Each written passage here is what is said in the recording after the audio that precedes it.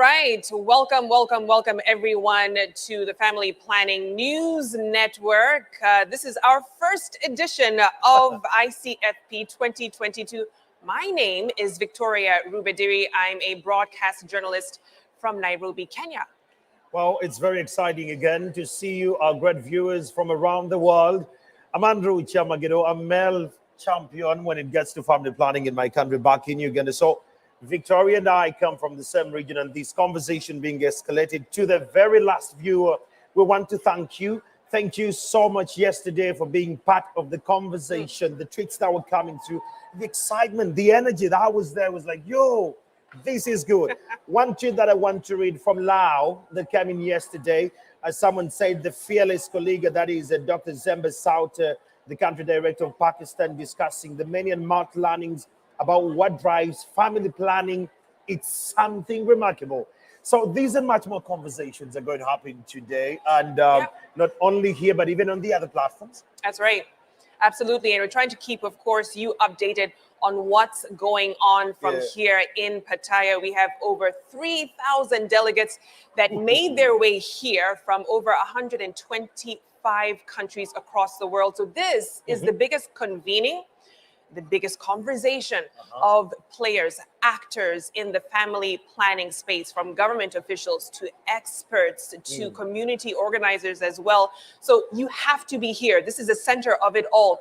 And beyond that, beyond the talk, we also want to keep the leaders accountable. So there's been a lot going on in terms of hitting those FP 2020 milestones, recommitting to the FP 2030 commitments as well, and where they are now. So we'll be talking to some of those big players, those decision makers, to ask those tough questions. Where are we headed when it comes to family planning? And well, this entire conversation is going to be curated around the F 2030, that is in terms of research, programming, implementation, and the advocacy. Now, these three indispensable kind of interlocking domains for an effective FP enterprise are very core to the conversations we're having today. So be a part of this conversation. The hashtag is FPNN. We've been positioned to pick that up. And if you want to be a part of the conversation, wherever you're watching from, just do the hashtag. That's hashtag ICFP 2020. Absolutely. ICFP 2022. And another interesting point we had yesterday, Andrew, was looking at this transition from funding to financing. And as we know, the funding space is shrinking, especially when it comes to support for different family planning programs across the world. And so there's been a conversation about having governments to actually facilitate financing within their own countries, budgets, right? And so we saw several ministers from different countries commit to this. And I wanted to name a few of them who actually signed this commitment. Because you know, it's one thing to append your signature to a piece of paper and commit. And so some of these countries that did that yesterday were Chad, Ethiopia, Nigeria, and Madagascar. And they've committed to boosting their domestic budgets when it comes to allocating to programs, when it comes to contraceptives and family planning. So a great commitment there from governments already that we're seeing. This is the first of many across the week that we'll be talking about. That definitely deserves a round of applause. Absolutely. That's the energy. When you hear the claps, it demonstrates that I think the conversations are shifting, and we're shifting the power from just the donor spaces to the governments being a part of the conversation. Partly because I think we're finding a little bit of a deadlock in expediting this conversation, because I think governments are not part of it. They're like, I'm not funding it. Why should I be interested? But this time around, we have governments committing to this. We had other countries that were part of the commitments committee yesterday that didn't commit, didn't sign, but read the country's status or our position on these kind of conversation. So that and much more is actually coming through. But what we did in 2018 and commitments we had done and made and signed, when we get to FPNN, we're going to audit how far these countries have gone vis-a-vis the conversations and the commitments they made yesterday. All that is coming up here on FPNN. But for now, we're going into one of those big interviews Yes, we are indeed. And of course, we heard from this woman. It was yesterday, Yeah. Dr. Kanem, and she said something really transformative during her speech. This is the UNFPA Executive Director, and speaking to the issue of how resilient women can be. And she said something really interesting. Yep. She said, "We rewrite histories in this next chapter, turning the number 8 on its side, it becomes infinity. For women and girls, let this be a world of infinite possibilities." So why 8? 8 because the 8 billionth baby was born. Today. And you know what that means in terms of the world population's Yeah. growth, right? Yeah. And some of the efforts that we've put forward when it comes to family planning. Now, not to say that that is not what we want. Yeah. But this is definitely bringing to the center of the conversation of family planning that when we've reached 8 billion, are we effective in our efforts when it comes to managing populations? And that's some of the questions we'll be putting to Dr. Kanem. Let's clap for that. That's a conversation that is very, very close to our hearts.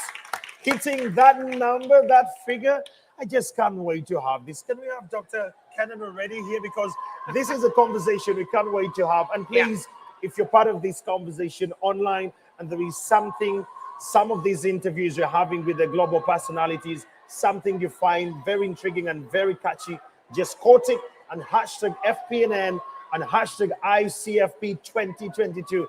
I'll sample that feedback a little later right there on the screen and you are part of the conversation. Certainly, certainly. And I believe we have Dr. Kanem with us to have that conversation. So let's go over. for Dr. Kanem. Welcome. Welcome. How are you, Dr. Kanem? Hey. It is such an honor and pleasure to have you here. You can sit right over here. Fantastic. Thank you. You had such a powerful speech yesterday during the opening ceremony, Dr. Kanem. You had all of us reeling over the work that UNFPA does. But beyond that, it was almost a call, a rallying call to those of us who are here that we can all contribute to the family planning agenda. But why now? Why is it so critical right now? Victoria, it's great to be here with you on the big stage at the International Conference on Family Planning. Yeah. And you're absolutely right that this is a historic moment. Happy day of the 8 billion to you.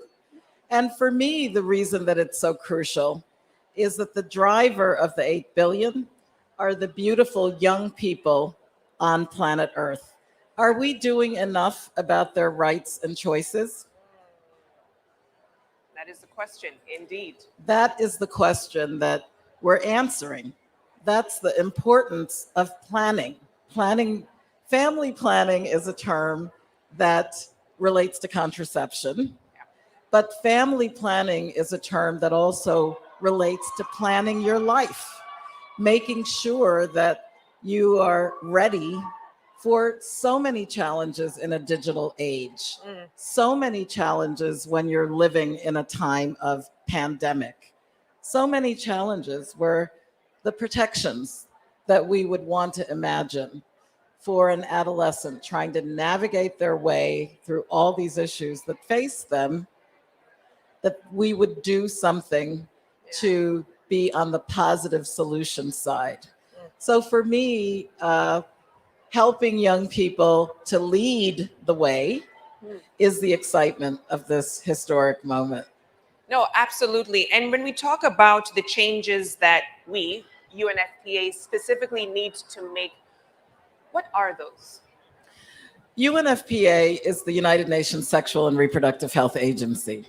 So already you know that we're advanced in the proposition, because to talk about sexuality, to talk about reproductive rights is part and parcel of talking about human rights.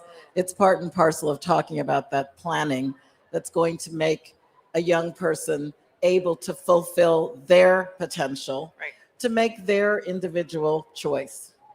UNFPA's duty as part of the United Nations is to buttress the principles of the United Nations, which first and foremost are peace. Peace on earth gives us the conditions where we can develop, right? But human rights is a pillar of the United Nations. And everyone has the human right to be able to decide whether, when, if, how many, and with whom they want to build a family, if they do. Everyone has the human right to express their sexuality without being dictated to by others what is the correct way, right? Consent, issues of fairness, issues of gender-based violence, all of these are conversations that we need to have with each other. Human relationships are built on this idea of human rights. So today, as we're launching our new family planning strategy, UNFPA wants that launch to be like a rocket launch for conversations to take place all around the world, like we're doing in this global conference, to privilege the position and the viewpoint of young people. What do they think? So what's going to be different about this particular strategy? You mentioned that you want it to be like a rocket launch. I mean, and you can't miss that when it goes up into the stratosphere. This being the epicenter of any family planning conversation across the world. What's different about that strategy? Two things. The family planning strategy that UNFPA has worked very hard in partnership with others, and we like to thank the other civil society partners, the governments, the young people's organizations, the women-led organizations that have fed into this new concept and this strategy. We studied this issue of family planning, and you know what? Half of the world's pregnancies, and there are a lot of them, there are 121 million pregnancies that are never intended every year, right? So half of the world's pregnancies, 121 million, it wasn't that the woman said, oh, good idea, I'm ready, I'm financially ready, I'm psychologically ready. And this is not just an adolescent teen mother that we're talking about. Many married people experience unintended pregnancy, and contraception, while it's so much more modern and reliable, is not always foolproof. So if 47%, half of the world pregnancies are unintended, does that mean that we're exercising our body choice, our body right, our ability to plan? No, we are not. So when you peel back a layer and say, well, why is that and who is that? Yeah. We're back to protecting an adolescent girl who very often can be ignorant about sex and sexuality because it's a taboo in so many of our countries. We want to open that conversation for respectful, age-appropriate discussion. The second thing that I really like about the new UNFPA family planning strategy is that it looks at family planning across a spectrum. For example, some women may wish to become pregnant, but they're not able to. Part of family planning is everyone expressing their choice to be able to deliver successfully if that's what they want. A lot of my young pioneers challenge me and say, Doctor, I'm not planning a family. I'm trying to prevent becoming pregnant while I'm trying to be a responsible, sexually active young person. So we have to include them. And we look at the spectrum of human diversity. We look at the rights of LGBTIQ people to have healthy sexuality. Similarly, for people with disabilities, who often are even ignored and overlooked, we've got to help everybody plan to express their happiness, their health, and sexuality is a big part of that. So we're opening the way for that conversation. The last point is that everything UNFPA tries to do is built on data, understanding the picture. The 8 billion, for example, who is left behind among that 8 billion? We often see that there are issues of discrimination. And the worst discrimination is when someone comes to ask for help and they're told, no, not you, go back. We have to be sure that our health services are youth-friendly, that there's no racism, discrimination, homophobia when we deliver the goods. And, we also like to put the positive spin that the joy of being secure, knowing that your family backs you, your chosen family, your biological family, your family of colleagues. This helps you to express your creativity. Yeah. This liberates human potential. I want to find out from you what the take home is, because a lot of the conversations we'll be having over the next couple of days is recovery as well. We know the disruption that COVID-19 was to not just health, but economies, livelihoods, and whatnot. 12 million women and girls were unable to access health during that period of time, which led to 1.4 million unplanned pregnancies. So when we talk about bouncing back and bouncing back strong, Dr. Kanem, what is the take home? What is the message you give to those here watching, to those who are with us? Well, Victoria, in a nutshell, we really, as a world community, have seen a lot of setbacks. You mentioned the pandemic, but conflict is something that really is driving people from their homes. I'm just coming from Somalia with heartbreak over what famine is doing. Conflict and drought is affecting that particular country, but climate change, Pakistan is under flood right now, etc.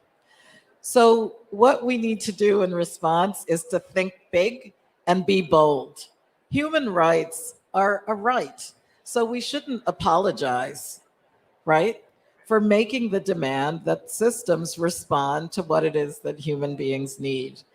And the family planning sector needs resources. We have not been able to keep pace with burgeoning population growth on one hand, and the needs of the existing population, especially women who were on the forefront of the workforce in health.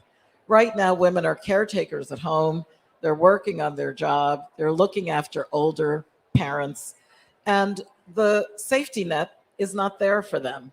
So there's an ecosystem of humans caring about each other that is not perfected yet.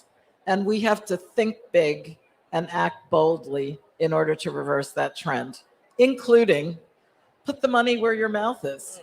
The financing for family planning is going to make a huge difference for people in villages, people in cities. Parliamentarians need to pay attention to this. This is a cost-effective intervention that's going to bring you back at least 3 times as much as what you put into it. And it can be many, many multifold more. So speaking up, starting the conversation, and using family planning as the bedrock of individual choice. Rights and choices is what it's all about.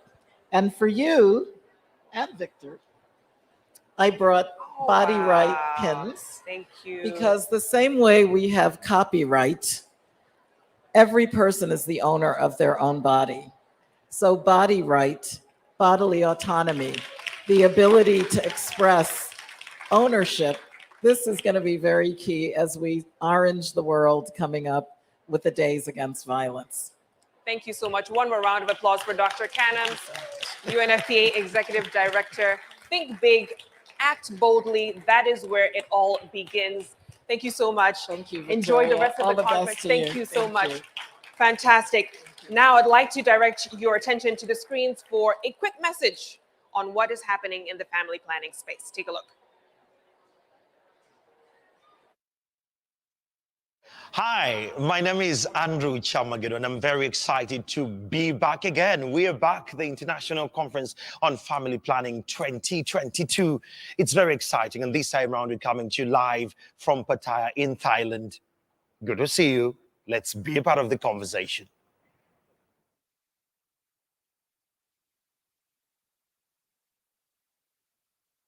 Hey everyone, I'm Victoria Rubadiri, one of the FPNN anchors. I'm super excited to be part of ICFP 2022 in wonderful Pattaya City. Look, you answered the call, over 3,000 of you from 125 countries, to be part of some of the biggest conversations and commitments around family planning right here in Thailand. And how exciting is that, to be at the center of all of it to begin those conversations that will extend to boardrooms, to communities, as we reignite the conversation on family planning. Okay. Once again, those who are just joining us, it's very exciting. Victoria, that was a great interview there. Thank you. I love the conversation. I loved when she went in, and someone tweeted here while she was talking, and I got this tweet right. Where is it? Okay, someone says that bodies not a battleground, an entire explanation of the ICFP 2022. Bodies not a battleground. So you have the autonomy to choose what you use your body for, how you use it. It's entirely, the power is in your hands. And that is something we need to talk about. So let's look at a couple of those things that stood out for you yesterday on day one. For me, what stood out for me was the way we've used social media as a generation, as a useful tool in terms of reaching and engaging the adolescents, the young people, and the general populations across the globe in terms of information that is of safe sex, prevention of unwanted pregnancies, and a little bit of preventions there. No, absolutely. You know, I think what stuck out for me was some of the speeches during the opening ceremony and, you know, hearing from Melinda Gates and talking about the importance and putting this spotlight on women's access to family planning services. Weaving that into the UHC conversation to ensure that we have health equity. And there's something really interesting, a beautiful story that she shared about a woman in Kenya. And she said, you know, I spoke to her and asked her about how she got into this family planning space and what it's done for her. And she raised her little baby up and she said, this is it. The fact that I can give my daughter the quality of life that I can because I chose to have her now. I planned for her. Precisely. And I think it's giving that power, giving that agency back to women. And as Melinda said, that's what these conversations are all about. You can make that decision as to when you'll have your children and giving them the quality of life that you can. That was remarkable. The other thing that stood out for me, I think it was in one of the sessions we had with, it was within IBP network, where someone said that in many communities worldwide, we have midwives at the backbone of the community level, that is to in terms of SRHR. Not only that, the engagement with the private sector healthy providers. Public sector, at times, it's a little bit messed up, but when it gets to the private sector, the training, the possibility they can have to foster sustainable and people-powered health systems, that was super remarkable for me. And it brought the conversation on how we're shifting the power just from the technocrats, people who are actually speaking all this big data and how it goes down to the very last mile in your village, in your community, that you can be in position to make sense of it and make an informed decision with regards to family planning. No, absolutely. And I think another thing that happened today was, well, this was a tool that was launched on World Contraception Day.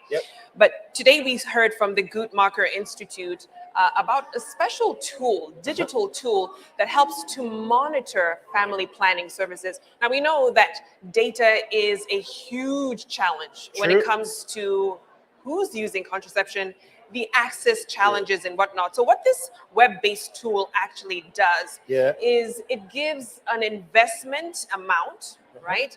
And then it tracks how that money was used, the number of modern contraceptive users that have been served, the unintended pregnancies and abortions that have been averted, and women's and girls' lives that would be saved.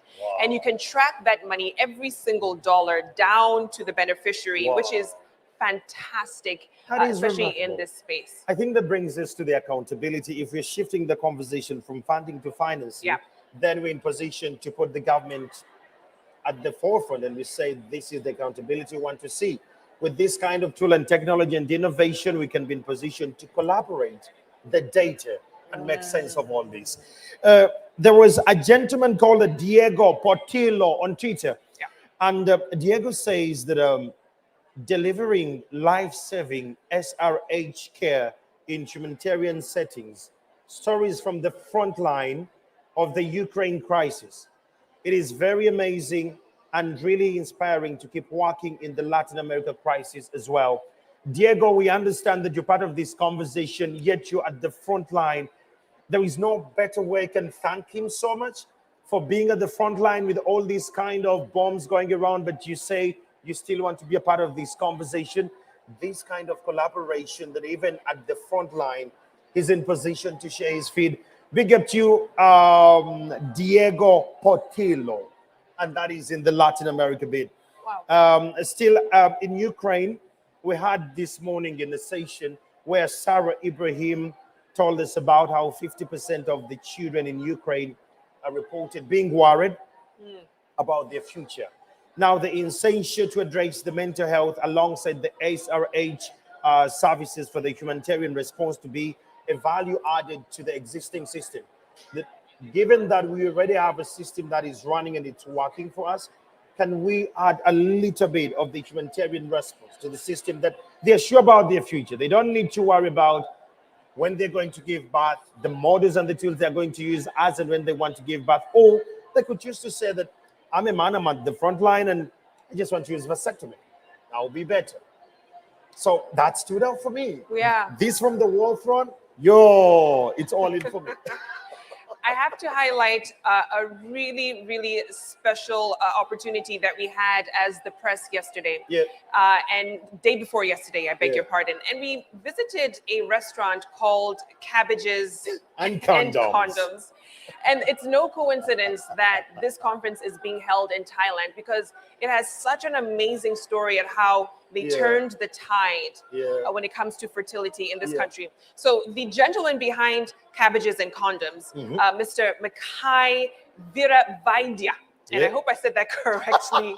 The name? He started this initiative back in the 70s. Yeah. So when you look at the fertility rate for those living in Thailand, in the 70s, on average, families were having 7 children. Per family. 7 children per family. Yo. All right. And so he started a grassroots movement, if you will, in passing out condoms and used very innovative, ingenious ways of doing this. He went right down to shopkeepers. Yeah. He talked to community health workers, made it part of the culture. He had an initiative called Cops and Rubbers, having police officers passing around condoms. This changed the dynamic entirely when it came to fertility. By the early 2000s, the average fertility rate for families was 1 to 2 children. That was a huge as a result of his work. That was a huge. And starting the restaurants, he said, I wanted to make condoms as common as cabbages, right? And so he completely changed the attitudes and the narrative around condoms and contraceptive to where Thailand is today. The other thing, of course, is the work that he did around HIV and AIDS in his country, bringing it down by 90% between 1991 and 2003. That same network that he used to combat HIV and AIDS in Thailand was also used to help combat COVID-19 when it hit in 2020. So it's incredible the work that he's done. Last night, he received the Lifetime Achievement Award during the opening ceremony. So yeah, that was incredible. It's very huge. And in that kind of way, you know, it brings me to the conversation of the global partners you have had in this kind of conversation, Victor. People like Dr. Atul Gawande, the Assistant Administrator of the Global Health. Now, this is a renowned surgeon. He's a writer. He's a public health leader. And prior to joining the Biden-Harris administration, this gentleman right here was a practicing general endocrine surgeon at the Brigham and the Women's Hospital and a professor at the Harvard Medical School and the Harvard T.H. Chan School of Public Health. So he was a founder, the chair, and Adrian of the labs, a Joint Center for Health Systems and Innovations, and of Lifebox. This is a non-profit making surgery safer globally. And he also co-founded the CIC Health, a public benefit corporation supporting pandemic response operations and nationally, and served as a member of the Biden Transition COVID-19 Advisory Board. In 2018 to 2020, he was the CEO of the Heaven, the Amazon Berkshire Hathaway and the JP Morgan Chase Healthcare Venture. Just so you know, my dear viewer, on the globe scale, in addition, Atul was a long-time staff writer of the New Yorker magazine and has written 4 New York Times best-selling books. If you want to a couple of them, there is one called Complications, there is Better, The Checklist Manifesto, and Being Mortal. This happens to be a member of the National Academy of Medicine and the winner of the 2 National Magazine Awards, Academy Health Impact Award for the highest research impact on healthcare, a MacArthur Fellowship, and the Lewis Thomas Award for writing entirely about science and innovation. Ladies and gentlemen, welcome Dr. Atul Gawande. Let's have a conversation with him. Yo, doctor, good to see you. Pleasure to meet you. You're still strong. How are you holding it? I am holding up just fine. It's a party here, isn't it? Yeah, yesterday you had a speech that was moving. I liked it. Did you enjoy it? I did. Wow. This is a great audience to get to. What was the feel like for you when you just came through and you just saw all these multitudes? Because this is after 2 years and you, boom, you find all these people in here. Well, people have not been able to come together. Yeah. And there's a lot of important work that. Whoop. Is it not working? Okay. Thank you. Sorry about that. This has been such an important event to get to come to. We've not been coming together since the pandemic. Yeah. And this is vital work in family planning and around sexual rights and sexual and reproductive rights that are important to emphasize here. So having a chance to connect with this audience about the work we are advocating for and doing around the world as in my role leading global health at USAID, that's been invaluable. Oh, let's talk about you having all these hats: a surgeon, a writer, a father, a husband, and all that. I just want to know, as you know, one of the young generation, what keeps you up in the morning? What keeps you going in the morning from the window? I can't be young anymore. What gets me up in the morning? Yeah. So I've gotten to have a career that is very lucky to have in journalism, doing surgery, but also leading public health work. Yeah. And the common element behind it has been a commitment to health equity. The belief, what I mean by health equity is we have discovered in the last century the medicines and the public health approaches that can help an average person live more than 80 years of life and in a state of health that has never been possible in history, but it is only available to a small part of the population. Even that's around the world. Even within high-income countries, we have major gaps in people having access to that ability to live a long and healthy life. Well, health equity means making those capabilities available to everyone, everywhere, deploying the medicines, deploying the public health needs town by town to every person alive. And we are the generations that have this task in front of us, and it will be our life work. It has been my life's work, and it'll be your life's work. Wow. And a critical part of the essential health equity is ensuring that people have access to quality reproductive health services, including family planning. And right now, that is not routinely available. We've closed so many gaps. It was amazing. I'll tell you the part that was the most moving about seeing this audience and the thousands of people that were there for the plenary. The scale that this community has created an impact. So the scale of impact that people have had is just breathtaking. This is a community who has managed to make it possible for hundreds of millions of women, hundreds of millions of girls, couples, to have access to reproductive health choices, to family planning, which means that the women have the opportunity to determine the number, the timing, and the spacing of their children. And that has impacts on everything from their survival to the economies of families, to the ways that they themselves are able to be educated, and the quality of life they get to have. So this is an incredibly moving audience to have a chance to be working with. In your speech, there is one thing that took my attention. You said that family planning, it's a much more rather a development tool and an economic tool if we're going to move economies and families from particular states and all. Can you dig deep more about that? You know what I mean? Having so for women and girls to have choices about their future is not just about whether they're going to live or die, which family planning is absolutely essential, but it's also about economic freedom. It's the freedom, and that's why it's such an important thing to engage youth. The chance to be able to live your dreams, to accomplish the things you want to do, and to contribute in the world. Here's the thing we have come to understand about how societies develop. They are critically dependent on the health of women and girls, on their chance to have access to education and to make choices in their life, because they are essential contributors to everything from innovation to jobs to the future political development of entire countries.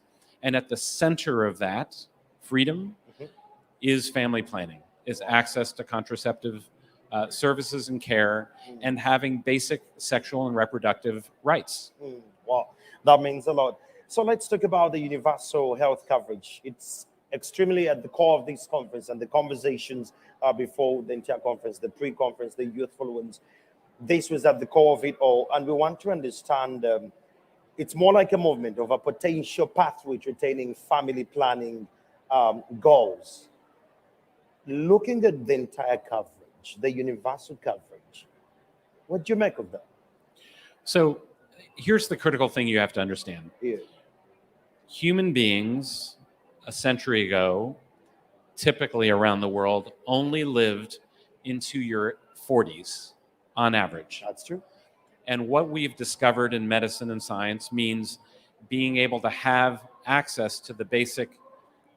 There are 6,000 drugs. There are 4,000 medical and surgical procedures. There are a couple thousand public health solutions, and we're trying to make that available to every person alive. At the center of that is having a primary health care system that touches every home, that enables people to have access to that that list of capabilities and make it affordable and achievable for people to have those services. So, universal health coverage is simply about making sure that everyone everywhere has access to these capabilities that give that should not be just the something that belongs to a handful of society, only belongs to part of society. It belongs to all of society. In your speech again, you use the word comprehensive health.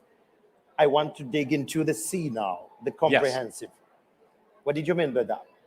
Well, if you understand the life course, you understand at every stage of life, there are critical needs that can arise.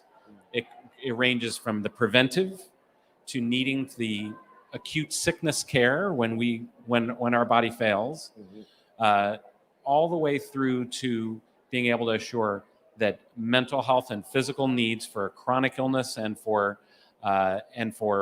navigating your life course are available to you.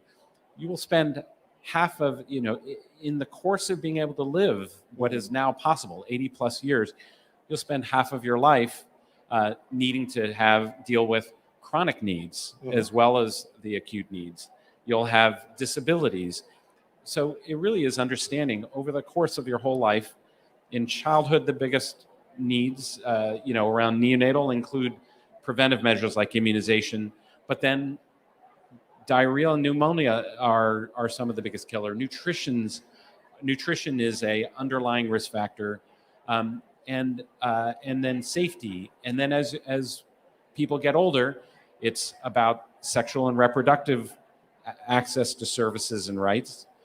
Then you need, as you get still older, you'll find there's many things along the way. For example, in your lifetime, you will need, on average, 8 operations. A person living into their 80s will need, on average, 8 surgical procedures along the way. It may be about emergency childbirth and needing to have access to a C-section. It could be in old age cataracts needing to be addressed. These are critical needs, and these are not luxuries. We treat them as luxuries. They're in fact all part of a system of appropriate care. Oh, that brings me to adaptation now. Let's look at adaptation after COVID-19. 2 years without meeting, it took us down the drain. How has USAID adjusted its programming and implementation strategy to adapt to the new dynamics? Well, and of course, in family planning, at the broadest level, it's been absolutely critical that we manage to make COVID an endemic respiratory illness that's manageable. And that's been about driving vaccination, driving access to testing, all of the things that we learned about in the pandemic. What has been critical is keeping essential health services going and successful while dealing with pandemic. We have not been successful enough at doing that. But in family planning, as an example, we have accelerated enabling telemedicine when people could not get access to services because their primary health facilities were not functioning. We've emphasized moving towards self-care. For example, subcutaneous injection of Depo-Provera is a program that USAID has helped pioneer and support, and it's been shown that people in low to high income countries, women, are able to self-manage a injection of Depo-Provera for their own contraceptive needs, and be able to have ways that you can manage your own contraceptive needs without having to go into facilities when they weren't functioning well. And sustaining that to have resilient approaches that can work are absolutely critical. We'd also put long-acting contraceptives as an example of ones that don't have you so dependent on a primary health center that may or may not be functioning, or you may not have access to during the COVID pandemic is one example. But now we have other things that disrupt health systems, climate-related catastrophes, and we've had many. Pakistan, 1/3 of the country underwater, cyclones hitting Mozambique, flooding in all different parts of the world are just some of the examples. And then conflict-related disaster, wars in different parts of the world. All of those have lent themselves to the value of long-acting contraceptives, giving women and girls more control over their bodies and their lives. This could be my very last question. You and I, we are men, and we're passionate about reproductive health and all. Where do we plug the boy child and the man in this ecosystem if we're going to have it all, going 360? It's a essential element of what's now been called the gender transformative approach. We cannot get to the root causes of health inequity related to gender if we do not engage men and boys in changing how we are working and living as a society. We will not solve child marriage. We will not solve issues of gay and lesbian and trans rights unless we're able to engage men and boys in the conversation, and understanding why these are essential, and understanding how they are part of you and I, are part of the only way we're able to contribute is by addressing the root causes. We're part of the problem. We have to be part of the solution. That's true. Wow, ladies and gentlemen, round of applause for Dr. Atul Gawande. It is an honor to have you. Thank you. Let's have more of this conversation. Well, like he says, that we all need to be part of the conversation, be a part of the change you want to see in your community. Engage the girl, engage the women, and engage the men within your community. Let's have a look at another reel here, clip on the video, and then we can be taking another break. And later we'll return with much more conversations. It's the FPNN conversation, and we're live from Pattaya right here in Thailand. We'll be back in a bit.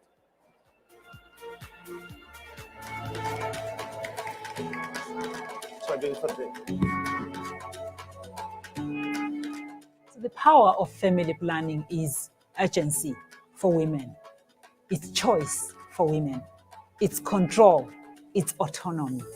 When you've got that tool in your hands, you can do so much more. I believe that women can do so much more if they're supported, if they've got the tools, if they exist in an environment that enables them to do just that. And family planning does just that. The power of family planning is the power of choice. The power to choose whether and when to become pregnant is key for women and girls to claim their fundamental right to bodily autonomy. I believe in the power of family planning. The power of family planning can deliver multiple outcomes. It can reduce maternal mortality by up to 44%, reduce infant and child mortality by up to 38%, empower women to make informed decisions, increase per capita per GDP between 31 to 65%, and together with girl education is the most powerful mitigation strategy for climate change. The power of family planning is in achieving multiple outcomes all at once.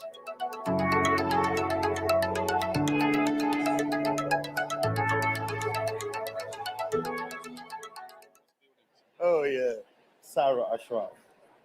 Yeah. All right, welcome back. Welcome back. We're getting into a very important conversation on the state of family planning. And this is in regard to extending family planning services to situations of crisis, and also how faith-based organizations plug in to those efforts in various countries. So joining us right now to my immediate left is Yoram Siame of the Churches Association of Zambia. And next to him is Sarah Ashram from Save the Children. Thank you both for joining us today.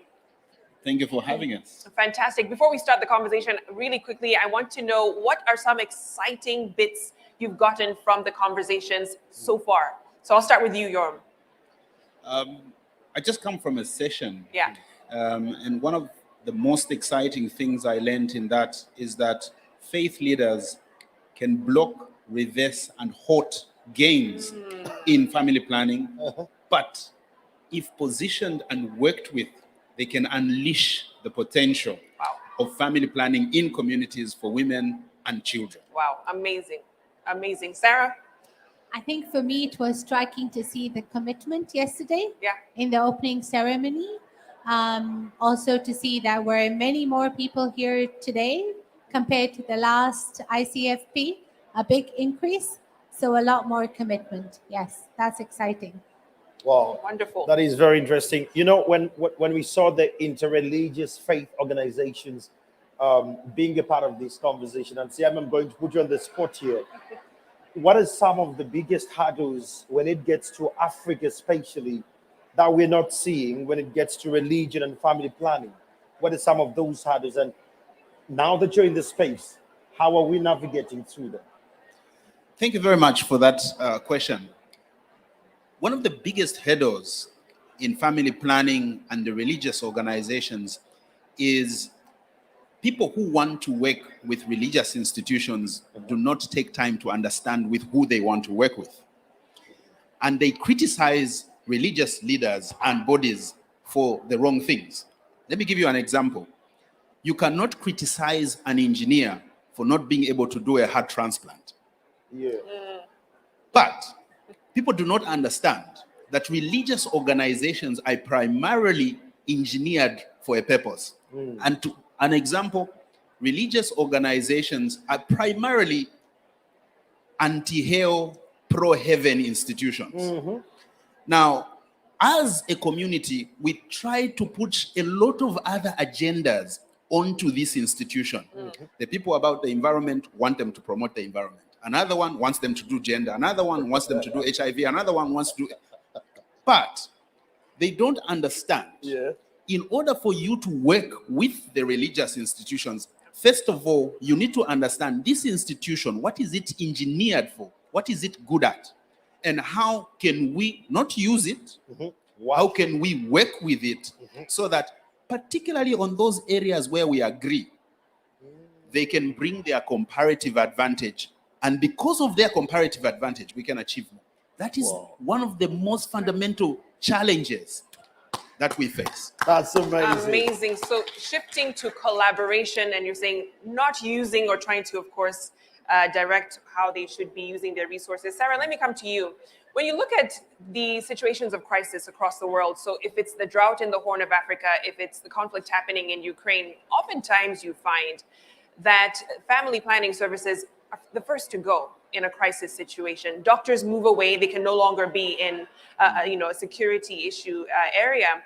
But how do NGOs start to address those gaps that are created once the health services leave? And what is Save the Children doing in that regard? I think the important message here is that family planning should be part and parcel of the first response. Yeah. There should be no question about that. There should be no question. Just as trauma care is important in a conflict, just as malnutrition services are important, family planning should be right from the beginning there. And for that to happen, there is a great need to advocate, to prepare beforehand, to be ready. I think that's the important piece as well. So if before the crisis hits, family planning is not as important on the agenda within the health system or for NGOs or for whatever organization, then it never gets important after a crisis hits. For Save the Children, that's what we do. We consider family planning a life-saving intervention. There is enough to prove outside there, both for mothers, for girls, for their babies. And we try to ensure that that is available within the programs from the get-go. It's the first set of services that are put together, whether it's a mobile health system or support to a static health facility or support to refugees and IDPs on the move. Fantastic. Wow. That brings me back to what she's actually saying here. If I may take you again, I don't know. Yoram, should I call you Reverend, Pastor? Because you're from the community where I need to address you by that title. Should I say Reverend or Pastor? Unfortunately, I don't have any such lofty titles. I'm just an obedient rebel within the congregation, if you will. Oh, God, I love his modesty. Well, let's look at this. When it gets to sexuality education, when it gets to schools, the conversation is saying that we're not leaving anyone behind. We're trying to collaborate at all layers.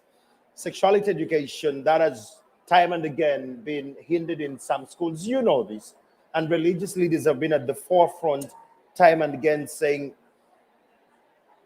we may not be part of this. The religious domains have missed out the word age appropriate.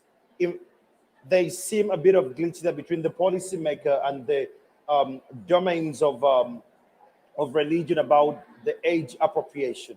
How do we navigate that statement, age appropriation? Thank you for bringing up this issue.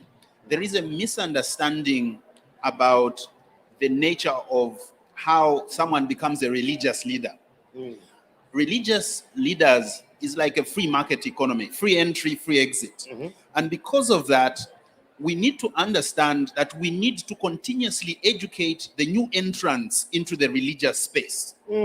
And those new entrants into the religious space, just like anybody, are subject and vulnerable to misinformation. And some of them, before they have sufficient time to do research, through the people they think are credible sources of information, tomorrow they are on a pulpit condemning something which, because of their advisors, who in some instances, unfortunately, are not well informed. So where does the answer lie? The answer lies not in saying last year we engaged religious leaders on comprehensive sexuality education and they agreed. The answer lies in continuous. Because last year's religious leaders might still be there, but there are new ones. And those new ones need to be engaged. What we have learned is that a religious leader is very concerned about, any religious leader is concerned about the well-being of their congregants from birth to death. And when someone is growing, they understand that they will reach a point of puberty, they will need information. A child, even at Sunday school, has to be taught where do babies come from and so on and so forth. So that is part of religious teaching. The issue, once again, is gaps. So as a family planning community, we have two options. We can condemn the whole religious group, like I said, and say these are impeding our religious programs, or we can intelligently say who needs to be educated at what point. Because even us, at one point, the things that we know, we were not born with them. Someone sat down, educated us. We got to appreciate the bigger picture. Why then do we expect that someone, because they have got a collar, will wake up and have all the answers on the environment, on family planning, on comprehensive sexuality education? Yoram, we are going to have coffee about that. Because of time, I'm sure there is something we have to for bring you, in Sarah really quickly. And I want to kind of keep on that theme of continuity, especially when you talk about giving those services in a time of crisis, training the providers. Because it's one thing to come from a response perspective as first responders, but staying in there with the community until the crisis is over. So how important is training? It's extremely important. And I think we have not only Save the Children, but many other organizations. We have more than 10 plus years of experience doing just that in many crisis settings, where frontline providers have been trained on family planning, not just on family planning, not just the short-acting methods, but LARC, IUDs, implants, and increasing a method mix, introducing new methods into an area that were not there before, providing more choices, but also mentoring those service providers. I think it's important to see the difference between training, which you do only one time, you send them back to their health facility and expect them to do everything. That doesn't work so well. I think it's really about mentoring, following, going back, understanding what skills they have acquired, what support do they need, are they able to manage questions that are coming from the community, are they able to talk about side effects, do they satisfy the older women who make decisions in the community and the younger adolescent girls who maybe have different questions and needs regarding one method or the other. I think all this is very critical, and this is an ongoing need that they have. And we have a lot out there in programming that shows how this can be done in humanitarian settings, how it increases demand, and how the demand remains. And I think there is something I'd like to quickly share. Last year at the ICFP, the Yemen team, Save the Children Yemen team, were award winners for family planning programming. And the story from Yemen is that when COVID-19 hit, when the COVID pandemic hit, family planning went down in most of the world. But in that particular area where that program was being implemented, family planning numbers kept steadily increasing. Wow, incredible. They never went down. And the reason was not because Save the Children was running up front to do everything. No. The reason was those service providers who had been supported for 10 years plus managed to continue services regardless of what was happening. Wow. And the women had the trust to come to them also, in spite of a pandemic that was scary and unknown in the beginning. So I think these are things that happen when you support frontline providers. A beautiful story of sustainability in times of crisis there from Yemen. Thank you so much to Yoram and Sarah for your time. I wish we had more because, of course, there's a lot to talk about. But Yoram, we are going to have more conversation. Round of applause to these two. This is very amazing. From the Christian and the church forums, we really want to thank you. And we need to have more of these conversations. If you're one of those who is online and you want to have more conversation, look out for Yoram Siame. Siame is S-I-A-M-E. And he will engage you on Twitter. And look out for Sarah Ashraf, Save the Children, Inventarian Ground on Twitter. Be a part of the conversation. And these and much more conversations are coming. And we're going to take a break for now. I'm Andrew Kyamagero, and I'm working with a beautiful and titanium lady there.